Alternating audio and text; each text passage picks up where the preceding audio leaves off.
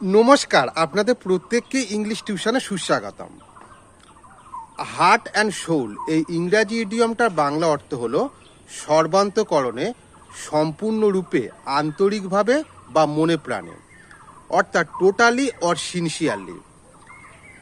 সহজ কথায় heart and soul বলতে কোনো কাজের প্রতি শতভাগ আত্মনিবেদনকেই বোঝায়।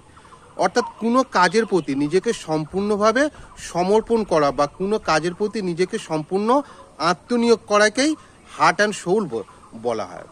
এর একটা উদাহরণ হলো, সর্বান্তকরণে সে নিজেকে কাজে সঁপে দিয়েছিল।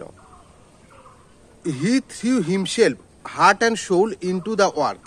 এই বাক্যে যে হার্ট অ্যান্ড সোল ইডিয়মটা ব্যবহার করা হয়েছে তার অর্থ হলো সর্বান্তকরণে বা সম্পূর্ণরূপে বা আন্তরিকভাবে কিংবা মনে প্রাণে।